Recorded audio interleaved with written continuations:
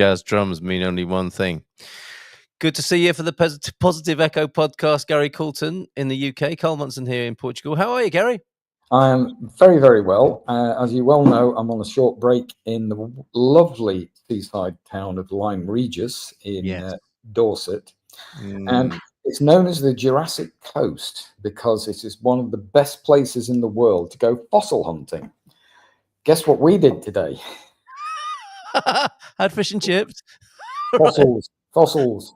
Oh my word. Do you know, it's funny, there's a great resonance because here too is something of a Jurassic Coast here where I live. And I went to see a little bit of a dig just recently. It was fascinating. We've got some great dinosaur footprints here in the rocks. And you've got some great rocks that you can crack open and actually see the what are they called? What are they called? Those little ones? Okay. Now you've asked me, haven't you? Someone will tell us. Yeah. It'll pop into my head any second. It will. Not an ammonite. Ammonites? No. Ammonites are the animals that most of them around here, Lyme Regis, and what's called the Jurassic Coast. Yes. But the first ever big dinosaur discovered was by Mary Anning. Yes. Gigantic ichthyosaur, which she took out intact. Yeah. And there's a film about her with was it Kate? I forgot her Kate name. Winslet playing. Kate Winslet, was it? Played Mary Anning? Yeah. So it's a wonderful place to be. It's turned a bit into a Disneyland version of Lyme Regis because there's so many Airbnbs. Yes. Now it's September at night time. Most of the lights are off in all the houses behind the main drag. So it's a beautiful place. It's a beautiful place, but it just seems to have lost its soul a bit. Oh dear. Okay. All right. Right. Anyway, maybe we'll have the mayor of Lyme Regis on one day, and we'll see what we can do. Yeah. But talking of Kate's, we have a very special guest today talking about putting poetry in business. How did you find Kate for us, Gary? I found Kate purely by chance through LinkedIn for two reasons. Both of us are neurodivergent, and I love her attitude to what that is like. She's incredibly supportive to other people who are neurodivergent. And then I discovered she was a poet, and I had recently started thinking about writing poetry. And then there was this thing of poetry in business. The two things don't seem to go together because business is mostly head-driven, and poetry is incredibly emotional. So where did this come from? And then she found out I was publishing my book, my memoir, and she very, very graciously helped me launch it online. And the rest of that is history, as they say. Well, so I've a lot to owe her. Then let's welcome her onto the screen. Everybody, it's Kate Jenkinson joining us now. And let's do it like this. So we've got you right center stage there, Kate. Lovely to meet you. Thank you so much for being here. It's a pleasure. It really is. Thank you for inviting me. So, Kate, I think we're probably going to cover quite a few different things, but poetry seems to be the core of what we're likely to talk about. And as with all of our guests, I asked them to send me some questions, and you very kindly did that. And the one that I'd like to launch with is, where does your passion for poetry come from? So, poetry, you were talking a bit about soul earlier, weren't you? Poetry is my soul speaking, is how I would describe it. And I'd also say that I was introduced to it when I was very young. I was introduced to it through my grandpa and my mum, who's a poet as well. So poetry for me always felt like something positive in my life. And my grandpa passed away when I was 5. But what he left behind was an enduring love for storytelling and poetry, rhythms and rhymes. He taught me the first poem I learnt to recite. And I just feel very happy when I am in the realms of poetry, and it's such a vast area that I could tell you so many different points of passion that have come up as a result of being just introduced to it from a young age and always seeing it as a positive thing. but I think that's where it comes from. And it's always stayed with me during the working world as a way to reclaim my well-being. So when I was feeling burnt out or needed to get some perspective or get distance from being buried in the detail and buried in the busyness of work, poetry was a way to reclaim who I am, how I show up, and remind me what I believe in. How lovely. And so that's available for others as well to emulate and to be shown. Wonderful. I want to help people rebuild their relationship with poetry, because I think if you ask a lot of people, they will say something like, yeah, I don't like it. We had to do it in school, didn't understand it. We had to think about what the poet was thinking. How can I know what they were thinking? They're long dead. I'm not even interested in them. And it's that kind of fairly practical, tactical, and it's really not what poetry's about. No. It's a fair comment, though, isn't it? Because I was looking up. I wrote an article in a paper here in Portugal for the Portugal Resident, and it was called "To Portugal or Not to Portugal." So you know where I'm going with that. Yeah, I do. And I was looking up Shakespeare and Shakespeare's contribution to the sort of aphorisms and the everyday phrases and words, and it's the same thing, isn't it? Oh no, I don't like Shakespeare. Or people have had a bad experience. And so it's so important that someone and people like you are flying the flag and saying, okay. And I find this with, sorry, it's a strange tangent, but I find this with jazz music. There's that instant, no, don't like jazz. Whereas people have had either a strange experience or have an idea about it, which prevents them from feeling the soul and the magic of these things we're talking about. That's a really good observation, Carl. There are a few kind of like taboo subjects or subjects that we all bond on our hate or disliking of it, and yet we've not actually experienced it in the current form. Or I always say to people, if you don't like poetry, you haven't found your poetry yet, because there's so many different types. Yes. Same with jazz, I guess. Same with jazz. Absolutely. Yes. Yeah. Fantastic. So the point of the podcast is positive echo, and I know you're in a pretty good place now with what you're doing. That's the impression I get from reading your writing. Yeah. But I think it's only fair to our viewers to know how you got to be in this place, and how poetry played its role in going from, you mentioned burnout.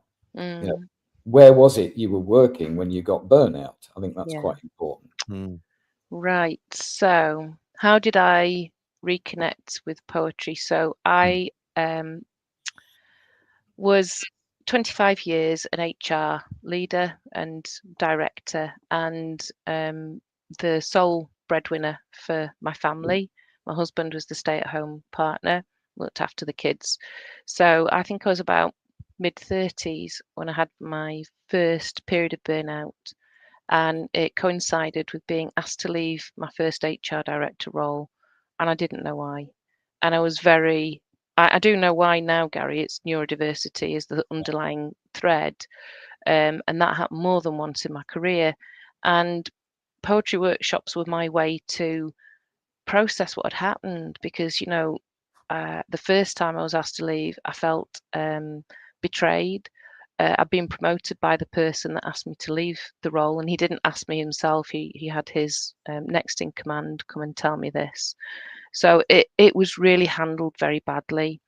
And as an HR professional, I know the way it should have been done, but equally I knew that to leave with my self-esteem and integrity and dignity intact, the best way was to just follow the process and consider what that meant to me. So I used all the services that were available to me, the employee assistance program, the outplacement support. And when I went to the EAP, I got a counsellor, and she said to me, I want you to write on this flip chart size piece of paper all the things you enjoy. And I sat there and thought, well, what do you mean the things I enjoy? I don't have time to enjoy anything. I just work, and then I'm not appreciated, and I go home and I'm too tired. So when I realized I couldn't put anything on that paper, I was mortified, actually. So I went home and I thought, no, I'm going to find the things, reclaim the things I enjoy. And I wrote them all down. Things like badminton, which I love doing, things like going to the theatre, and I wrote down poetry. And what was significant to me was that I wrote it down twice. It was like I was missing it that much. It was calling me, and I thought, well, what is it about poetry that is calling me? And I've been answering that question ever since, because it just keeps opening up new possibilities. And I realize it's because, like I say, it's my soul speaking to me. It's a connection to who I am. And when you're neurodivergent, you become so alienated from yourself over time, trying to please other people, trying to fit in. And I was an HR director, and I was promoting this, we need to fit in. This is what good looks like, and not actually feeling that myself. Or in some places, I'd go to organizations that were brilliant. I'd join, they'd say I was a breath of fresh air, that everything I did was positive, and then I'd burn out. Well, I wouldn't burn out. I'd get really bored. It's the same as burnout. I got I'd solved all the problems. It's like, what now? Wow. And at one point, I went in to see one of my managers, and I said, look, I need some inspiration. And he knew I liked poetry, because in my interview for that job, he said, what's the thing you're most proud of? And I'd won the Manchester Literature Poetry Slam. I'd kind of put myself in for it and won it. I said, I'm really proud of winning the Poetry Slam, blah, blah. And I'd gone into his office 1.5 years into this new job, said, I'm really bored. And he said, times like this, Kate, he said, I read this poem. And I thought to myself, yeah, I bet you do. But actually, I think he does. I think he did. And the poem was Rudyard Kipling's If. Yeah. It's very powerful. Yeah. Gets everyone, doesn't it? Yeah. Okay, so I don't want to pull you through any more of the dark times, but I think it was important to know in these podcasts that life's not fair. Nature's not fair. But some people have the odds stacked against them, and it's not only neurodivergent people. It can be women in a very male-dominated world, etc. Yeah. But it's the travel, the journey, and giving people hope. Giving them new ways of thinking, behaving, being, so that they can bring the best of themselves to their day, not anybody else's, but their day. Yeah. And I'm trying to get hold of I know what poetry is now doing for me, but it's not my interview. When you wake up in the morning, how soon are you thinking about writing the next poem? So I don't think about poetry as writing poems. I think about it as processing what I'm feeling. So if I'm getting overwhelmed and I can't understand what's going on for me, I know what I need to do is write, just stream of consciousness writing what is happening for me. And whenever I write, Gary, it's poetic. When I say it's poetic, I mean it has a rhythm to it, it has a rhyme to it. So here's something I've learned about my neurodiversity. I think in poetry. So this is why I say I don't think about it being a poem, because that's actually the way I think. And then because I'm a scientist by training as well, Gary and I have got this in common. I trained to be I was a research scientist, and I identified new species of ferns and stuff like that before I found you? Yes, I did. Wow. Yes, another divergent with an interesting past. Yeah, I know. That's a whole different story. But what I learned recently, the neuroscience of creativity, is that we have the logical side to our brain and the poetic side to our brain. People will call it our creative side, but actually, neuroscientists call it poetic side because it's where we make meaning. It's where rhythm and metaphor and pattern recognition exist, and all of those things are poetic. So poetry isn't something that is an academic subject with no purpose. It is actually our humanity. And this is why it needs to be central in any training or curriculum, because it's the way that our brain develops. So reading, writing, and listening to poetry helps our brains make connections. It helps us make meaning. So if we stop connecting with poetry in some way, we stop developing our brains. And so I just think that poetry is how we think. It's definitely how I think, and it joins the two parts of our thinking, our rational and our creative mind. It's funny you mentioned metaphor, because when I was teaching medical students the science of background of medicine, Yeah.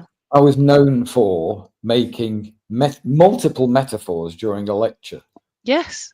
Trying to bring the science into an everyday experience that they would have. Can you make it Yes. relevant? And I'd never realized that that was part of the, the deal, the neurodivergent deal. It's part of the neurodivergent deal. It's also central to poetry, is being, using a metaphor.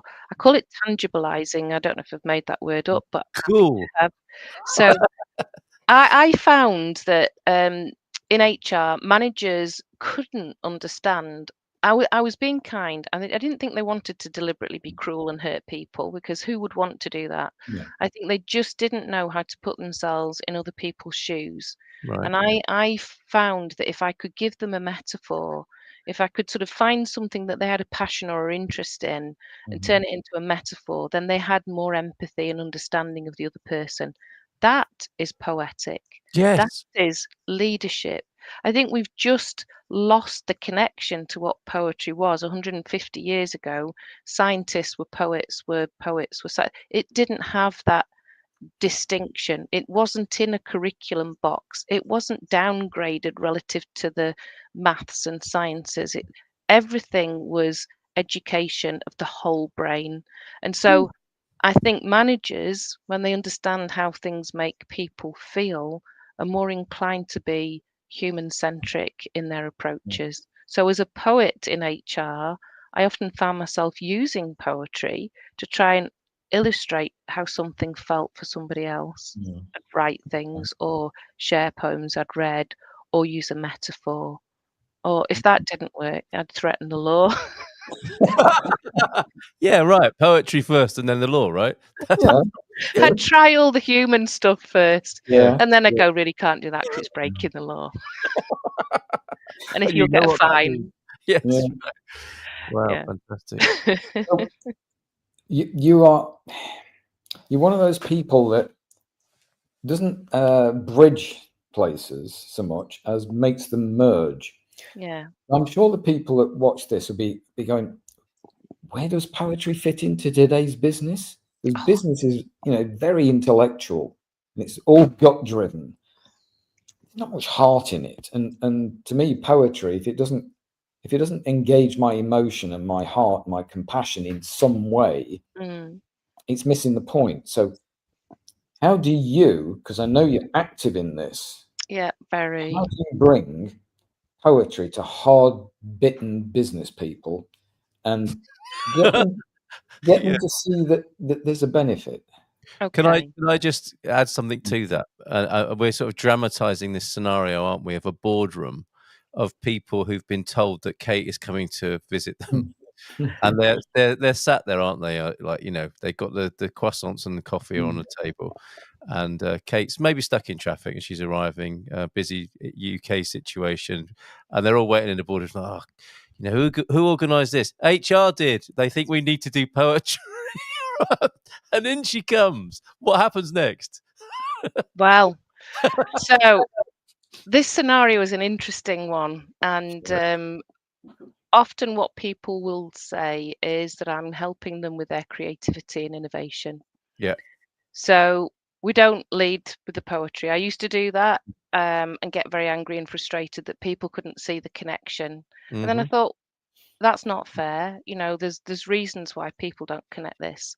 But equally, when we describe somebody who is at the peak performance, at the top of their game, we call it poetic.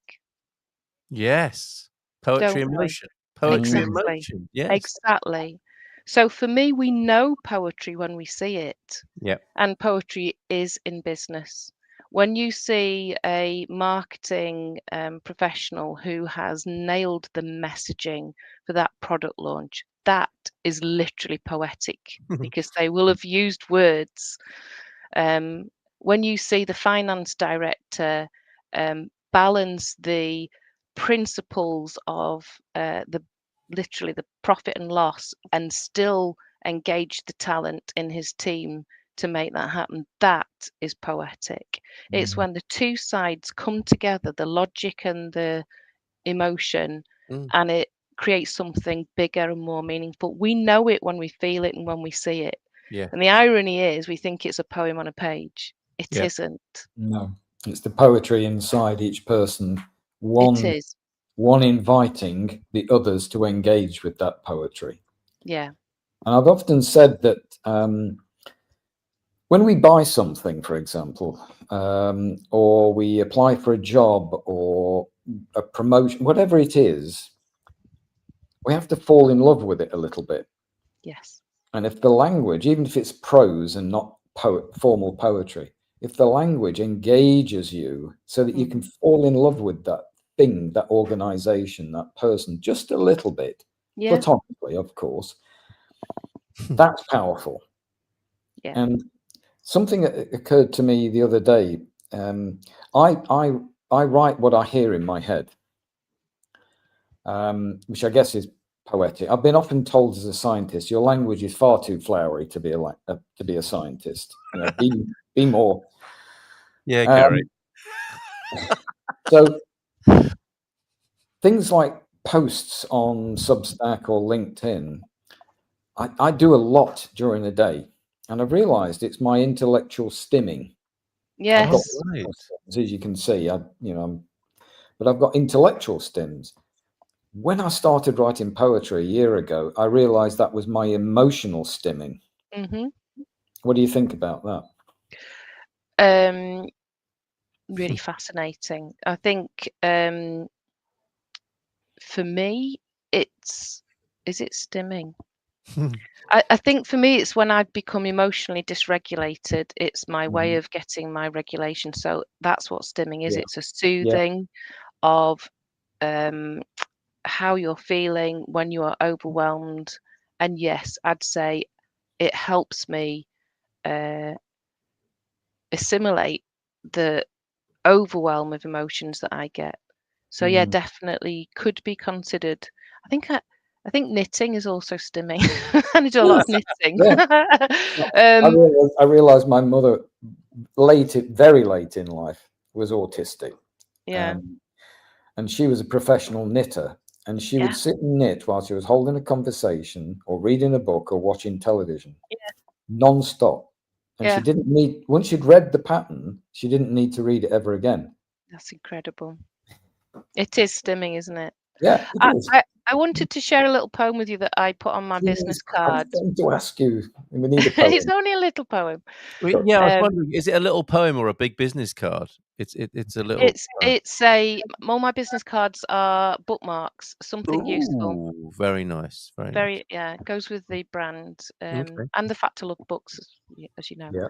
So you don't see poetry in business, so it doesn't exist, yet it does.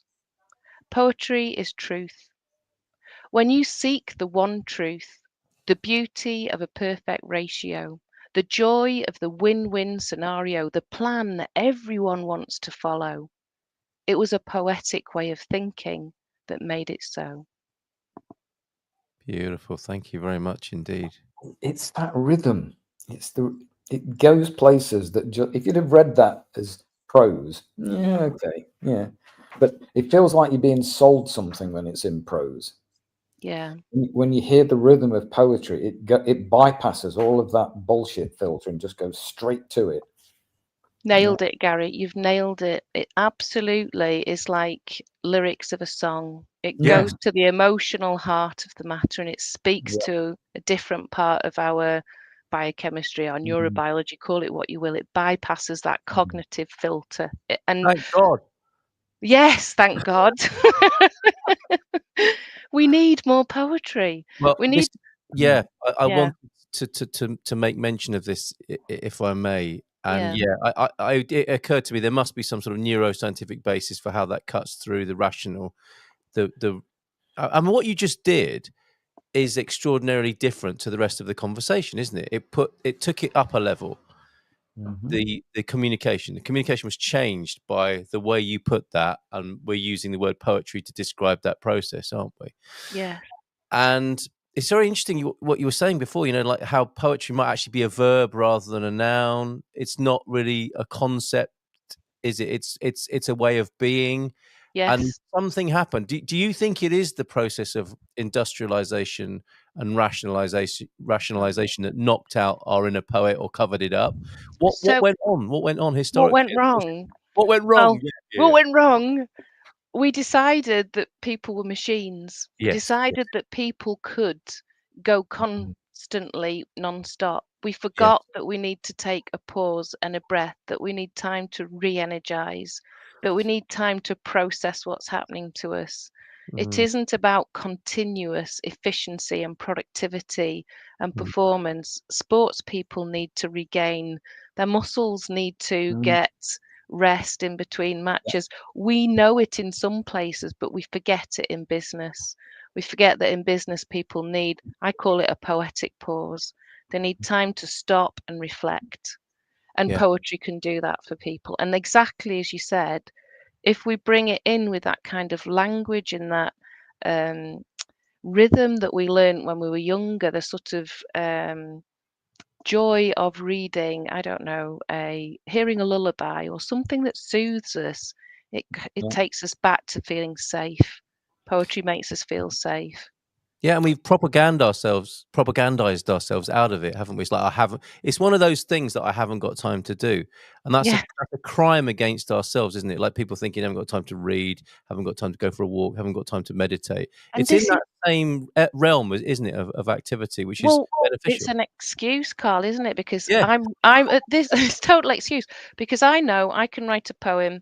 I've literally written 2 poems today, 2 haikus, and it took me 5 minutes. It took me 5 minutes to write them. It took me 2 days to muse on the importance of them. Beautiful, yeah. So it made me think about the other thing is poems are memorable. Yes, they are. There aren't many people who can read a book and then quote from memory. There are a few, but they're not many. But I would hazard a guess that there are quite a few people who could at least quote one poem, even if it's a limerick. Yeah. And the power of poetry hit me when I was doing genealogical surveys of my family. And shorten the very, very long story. My wife's family, if you go several skips through the maternal line, go to Richard, Duke of Normandy. In other words, William the Conqueror's father, by William the Conqueror's sister. Then there's a reason why they were called Normans. It's because they came from Scandinavia. So you're able now to go back and back and back through the kings and queens of Scandinavia to about 500 AD. But there are no written records. They were all verbal. It would be the bard in the big hall of the evening would recite the royal lineage. But everybody else knew it as well. If he got one word wrong, or she, usually a he, there'd be a hullabaloo. Uproar, yeah. And that was the power of poetry, to hold the culture of a nation. Exactly. Yeah. It's the way it is the way we have evolved when we've developed language. I don't know how much of this is true, but I've done a lot of reading around the neurodiversity. Art came from some of the different neurodivergent imaginations that existed. So like there's some belief that the paintings of the animals on the caves in, I think it's Lascaux, were autistic artists because they could appreciate and remember the dimensions. They must have hyperphantasic memories, i.e. they could see the images after the animals are gone and how it should, appear. So it's that different perception way to hold information, and poets hold, like you say, the words and the rhythm and the emotions differently. So yeah, I think there's a tendency to overlook the fact that this is our human evolution, and it's the way that we've evolved, and it's language that if we don't pay attention to, our humanity will degrade, and it has probably degraded because we haven't It has. really. Absolutely. I got an Yeah. image there when you were talking. That isn't that amazing? You know, because that's what's happened, isn't it, in this sort of othering and differentiation of people with this same rationalization process, industrialization process, norming and efficiency. A lot of people have fallen the wrong side of that. And I Yes. got this image of where we are now. And I wanted to ask you this, Kate, and you know, to re-emphasize the importance of the arts and poetry at the moment. But it's like, you know, this whole bandwidth is closing so narrowly of what works and what is right, and we know it doesn't because it's like the results aren't very good anymore. And it's almost like we're pulling the last poets through that closing gap and say, "You've got to come with us because we need you now in a way we never realised we knew before." And I was saying, I think it was just this lunchtime about, you know, this is the time in our culture. I'm talking about like the Western industrialized world, that phenomenon that's dominated the planet probably for the last 500 years or so. But it's at times like these in the smaller cycle of that big cycle of humanity, and we can see it in sort of Western Europe now, where we and because of the politics that's going on, is that we need musicians, artists, and poets to speak up now. We do. And that's not to say, you know, it's their fault they didn't speak up before. It's just that we weren't listening before. Well, we had other preoccupations, and it's those people now who are the last ones left to speak about how insane we've become, I think. It feels a huge burden to be the ones willing to stand up and speak the truth. Yes. I think what I advocate for instead is that we try and incorporate that creativity and make it welcome in our industry, in our enterprise. Yeah. Because if it's inside an organization, then we don't lose our way so much. We've got an anchor for our values and for the reason that we're doing things. We kind of keep the focus on it being not just about, it's not an either or mentality. That's the business that's mentality rationalization. is either or. Yeah. It's the what if. The poetic mentality is what if, and it's yes and. It's Yeah. like we can have that, and we can. And the scientific brain gets it as well. I was talking to someone earlier. It's like light can be a wave and an element. We can have both. Both these things can be true in the same place. But what we've done is we've rationalized enterprise. Well, it's not enterprise anymore. It's because we've lost the creativity. So it's just purely production. We've created productive environments that are efficient, but for who? It can only be for the end stakeholders, for the for the profit. It's not really and I coach senior leaders. It's not helping senior leaders either. So we need to reinvent the way that we do enterprise. So can we say more about that? About how you're going about doing that? Well, poetry in business is one way to do it. It's about being able to express how we feel and to reinvent some of the processes that don't work, like performance management that uses norms to distribute people. It's a false way. It doesn't work. We're not mathematically norm. We don't distribute normally. So it's wrong to put talent on that kind of spectrum. The better way to manage people is this constant focus on what people can contribute and how they contribute, and a dialogue and a discussion. So I actually think the neuro-inclusive agenda is a way to make our organizations better for all of us. Yes. If you listen to Ludmila Praslova, she talks about the canary in the coal mine. That's a fabulous metaphor, isn't it, just for how really organizations have become toxic, and it's the neurodivergent people, the creatives, who feel it first.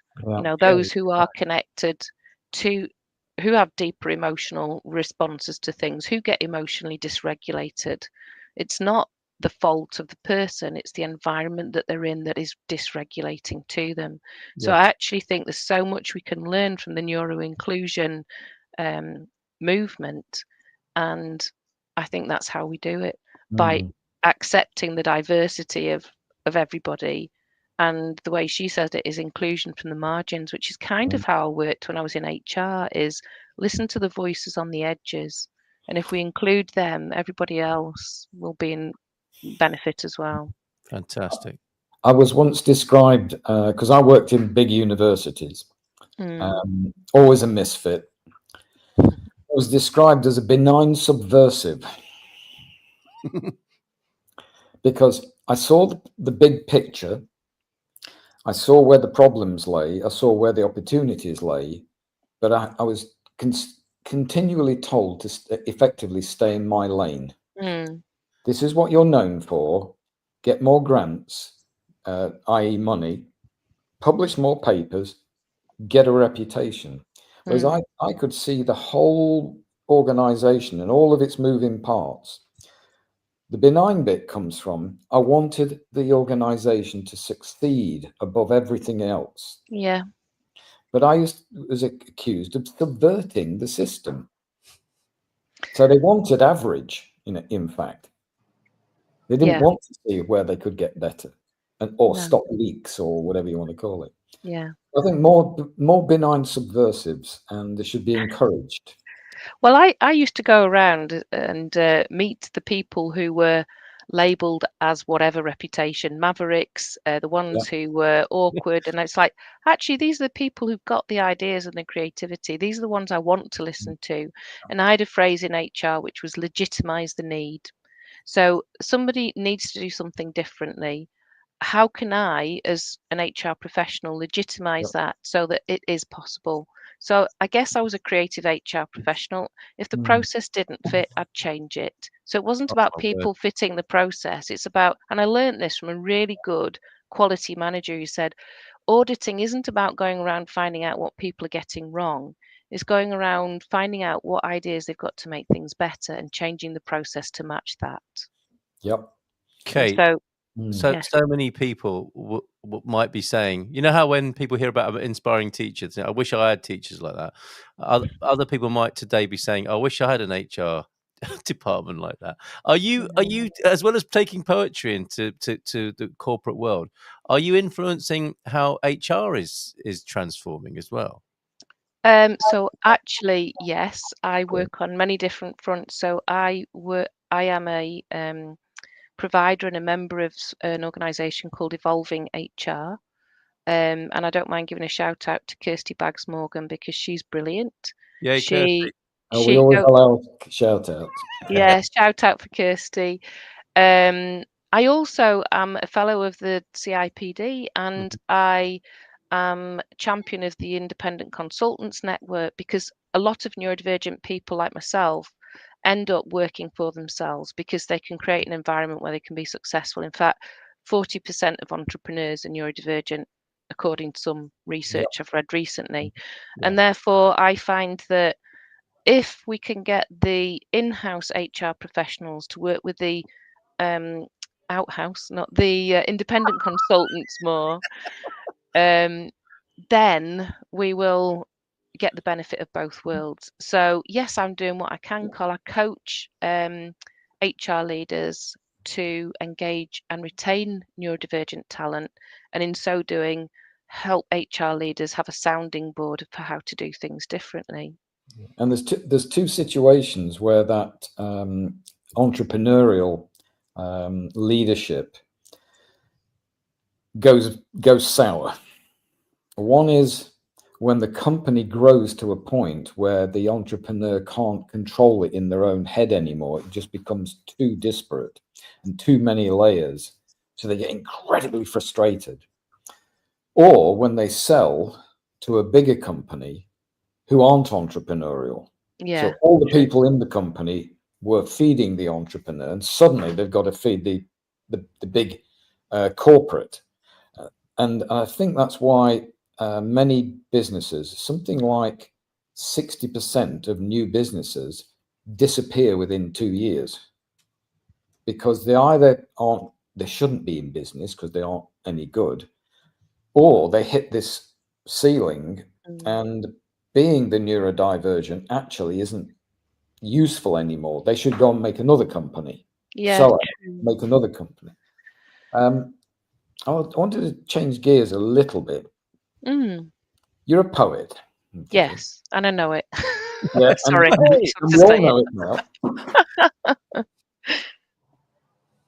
If there are people watching who go, well,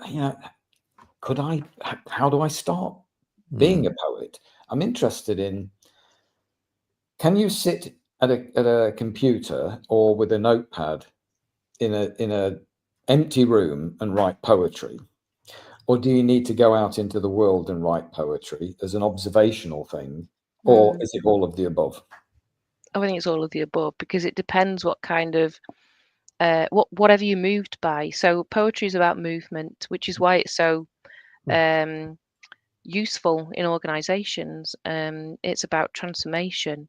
So you'll notice poetry, you'll notice it when you feel this intense emotion of some kind. It's why we tend to see it at funerals, and we tend to see it at weddings, Yeah. and we tend to sort of write it when we're in our teenage years, because there's this intensity to it. Yeah. Yes, we do. I know I did. Me So it's there, and I think everyone's got the potential to convert that intensity of emotion into some words that have meaning for them. Now, I think everyone's the potential to be a poet. I think everybody's got the potential to be creative. I think the two are intertwined. I think what we do is we learn through education and through our institutions that it's shameful to be creative, and that there's only one answer, and that you can't be a poet unless you win an award or a prize. That's wrong. That we've been sold a lie, and as a result of that lie, the market for poetry and business has not been allowed to form properly. So there's a whole market sector that should exist for poetry and business, like there's a whole market sector for photography in business. Nobody would argue with that. There's a whole market sector for beginning to emerge artists who do doodle art at events. Poets do exactly the same thing as photographers do with images. We do it with words and emotions. There's a place for us everywhere. And it is more, sorry, Gary, but I just wanted to add something there, because it is more prevalent, going back to the jazz metaphor. There's much more poetry around us, and we connect more with it than we would ever realize or acknowledge as well, right? Because I'm just remembering you said it, at weddings. We had a wonderful, a friend of ours, a British poet called Matt Harvey, came along to our wedding, and he was known in cabaret for doing poetry. Yeah. And he would do these collaborative poems where everybody would contribute, and then he would disappear and he'd tape it all together and read it out. And he did that for our wedding, and it was fantastic. So everybody who came to my wedding with Louisa, we've got it on our wall. They contributed to a great big poem in a way that made everybody a poet that day. Now imagine, Carl, that you do that at an ex-corporate event. Yeah. How connected and energized would those people feel? Yeah. Having said, "Oh, I can't do this," as well, probably is their first reaction, right? Exactly, it would be, yeah. Yeah. It usually is. And I don't let that stop me. No, I go, no, I Absolutely. understand you can't do it. That's fine. All we're going to do is, and I just take them through the slowly, step by step, break it down really gently, and then they surprise themselves and they end up writing the first poem that they've written since school or something. Yeah, beautiful. And that's what you're asking, Gary. I think in a way, isn't it? Yeah, I mean, it's. I think we're all wiser than we're ever led to believe. Oh, yeah. That's gaslit away from us. Yeah. We're more creative naturally than we ever believe. Yeah. And it can be expressed in many different ways, but we're programmed to believe that only very special people can be creative, not you. You've got to get on and do, as you say, this boring job. So it's about what's the gateway drug to being a poet. And I think I can explain what I mean, because the first poetry I wrote it came from my memoir. Yeah. And this isn't about me, but it was very, very personal. And I think it takes a certain kind of person to be very, very personal. So I thought, I'll do something more light-hearted.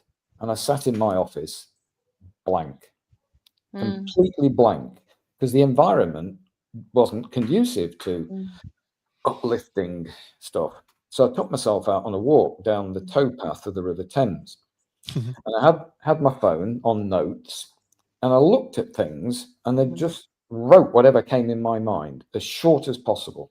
Didn't bother about grammar or spelling, and then moved on to the next thing. It was blackberries, it was a grey heron, and then I sat having a coffee and put it all into some kind of order, and then put it into decent language.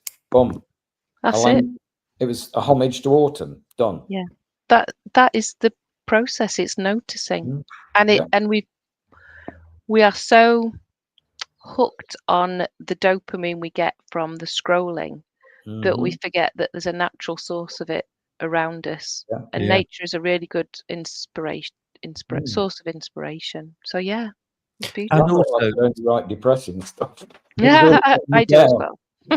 to be a bit of a use a hippie cliche, it's about the process as well, isn't it? Because it does seem as well that, like everything else, it's become commoditized, so that the poetry is the end result and not the process. Exactly. And what was beautiful about what Gary just shared there as something anyone could do, and that's not to belittle what you did, Gary, but this is a universal experience, isn't it? Like going out and looking at things, and like you say, Kate, noticing them.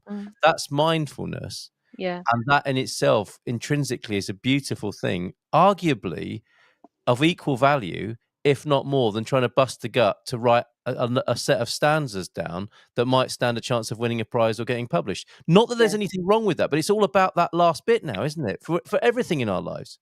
Well, I get a bit frustrated that we have actually turned poetry into a competition, and I think poetry is collaborative.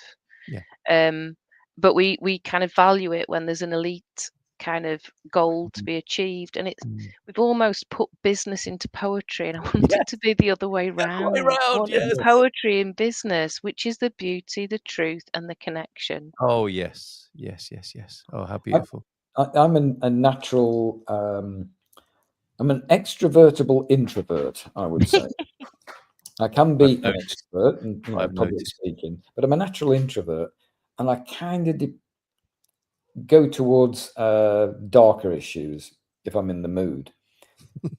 What I found when I did the exercise of what I'm now calling plein air poetry, a bit like plein air painting, my mood just went up through the roof. Yeah. I don't want to analyze it. What I want to say is it relieved quite a bit of intense pressure I'd put myself under. Yeah. If we come back to business, how many days off sick do people have because they're stressed by the environment? So writing poetry of whatever quality is irrelevant. It is irrelevant.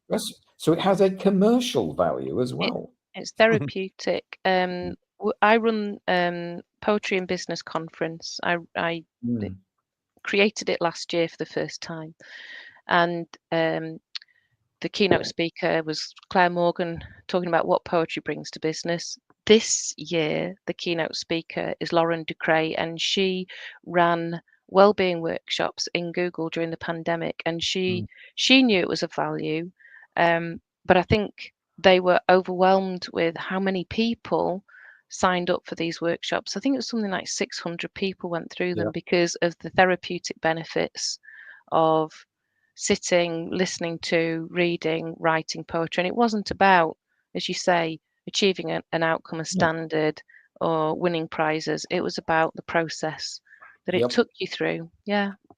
Because I think there's an element of meditation. Yeah.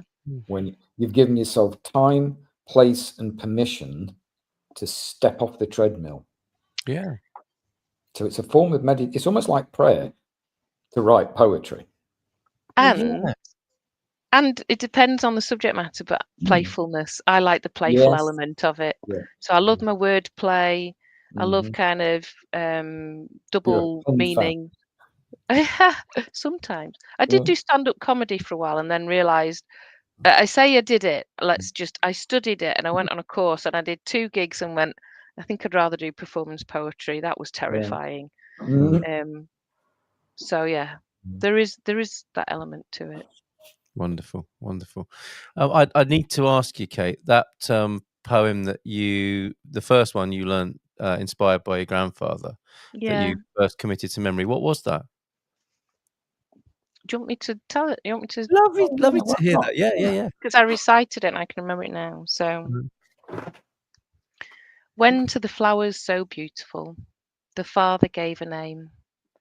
Back came a little blue-eyed one, all timidly it came, and standing at its father's feet and gazing at his face, it said in low and trembling tones, and with a modest grace, "Dear God, the name thou gavest me, alas, I have forgot." Kindly the father looked him down and said, "Forget me not." Wonderful. And that you learned that at 5 years of age? I must have done, because I performed Wow. it at the Sunday school, and he died when I was 6. So yeah, I learnt it when I was very young, and Amazing. yeah, I'll never forget it. I taught it to my children. The forget me not has a very symbolic meaning. Mhm. My mother-in-law has Alzheimer's. It's the flower for the Alzheimer's Society. I'm a Okay. botanist. I've never forgotten my grandfather. There's a lot of meaning held in that. Yeah, feeling Mm. that. Absolutely. Yeah. That's amazing.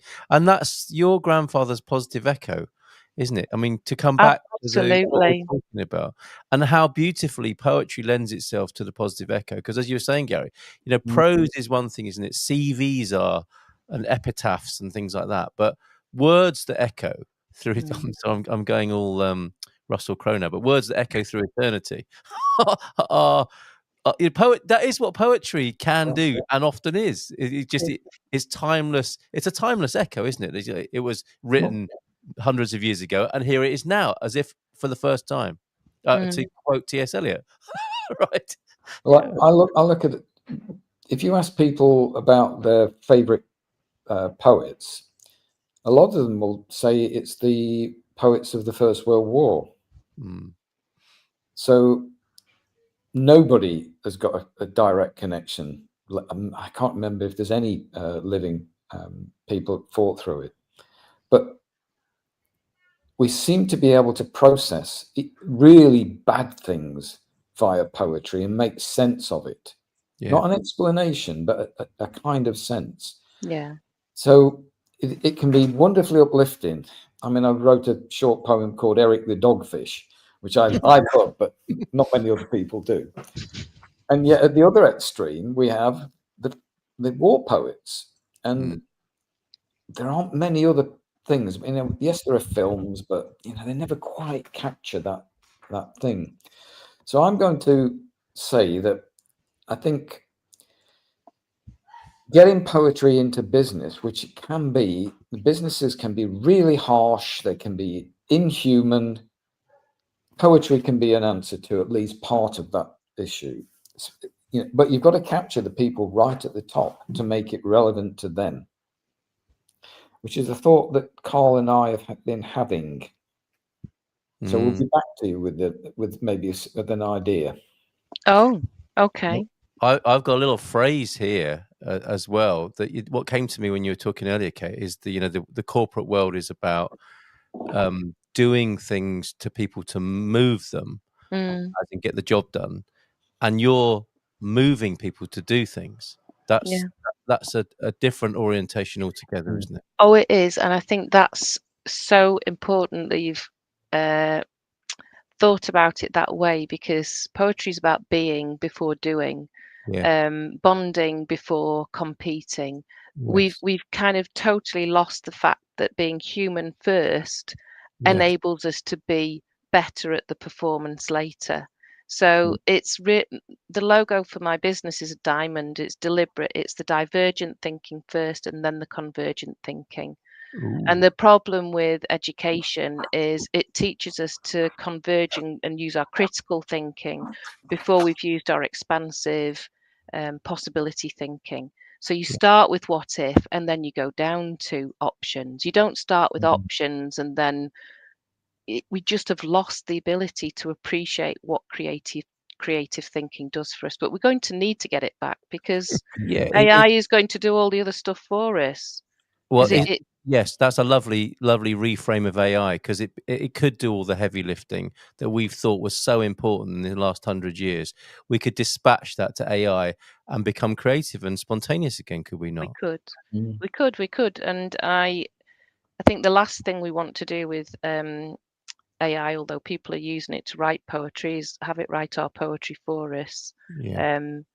Because it can't live our lives for us. It's about us finding our center, what makes us human, and what's important, and poetry helps you do that. Yes. I think we Yes. should probably leave it with that thought. Thank you so much, Kate Jenkinson, for Thank being you. here. Thank you very much indeed. Wonderful to talk to you.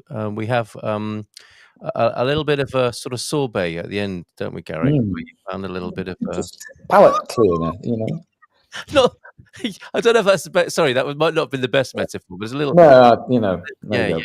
go. But this is Something something really, you found, Gary. What have we got this week? You've got the link in the WhatsApp. Actually, it's great wordplay. You might appreciate this. Do you know, there are sometimes you see a news item and you think they've written that article just because they had a good headline. This is Positive Grains. I mean, sorry, Capital Grains. Capital Grains. Isn't that Oh, super? So like it. the idea of this is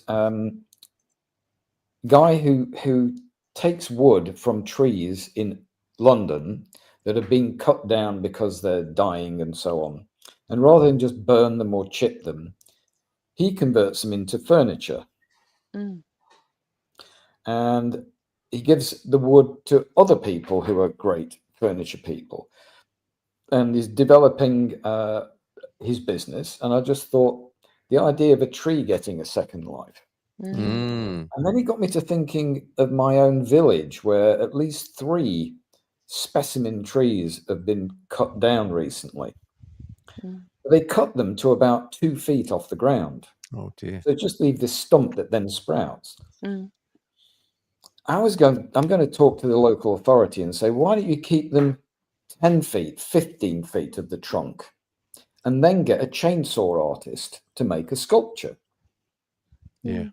So again, it's like the second life of a tree that otherwise would just become chippings. I thought it was upbeat, somebody who's thought outside the box, benign, subversive, if you like. I'm not going to accept the run of the mill, and it's a form of art. He creates this amazing furniture out of dead trees, and that's it. That's the Gary, did you do that on purpose? Run of the mill when you were talking about trees? Of course. Yeah. Finally crafted podcast. This is. I went to a mill today in Lyme Regis. It's one of the oldest water-driven flour mills left in England. It was there before the Doomsday Book, which is 1090. And it's still running. And I bought a bag of beautiful spelt flour, which I'm going to get a friend to bake a loaf of bread out of. Do they have a sourdough from the same time as well? Some people have, Possibly, but they grind flour all day, every day.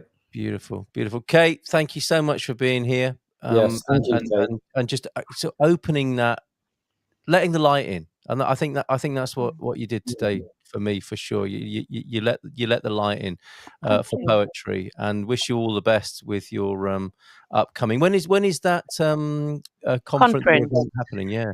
Yes, so the Poetry and Business Conference is on the 14th of November, and it's online. A few hybrid venues are hosting little intimate in-person venues as well.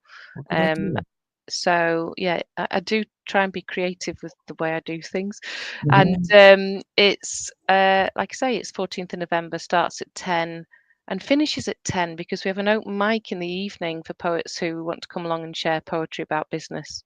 What a day that'll be then. That's fantastic. And I'm sure if anybody looks up Kate Jenkinson and poetry as a search, they'll find you and they'll be able to find that as well, right? Yeah, Poetry and Business, I tend to come up as one of the few people doing this, although there are a number of us across the globe, actually. So not alone. Network. Wonderful. Well, all the best to you in the wonderful work you're doing. And thank you for being with us on the Positive Echo podcast. We'll see you again in 2 weeks' time. Cheers, Gary, as well. Bye, Kate. Thank you so much. We look forward to speaking to you again in the future. Ciao, ciao.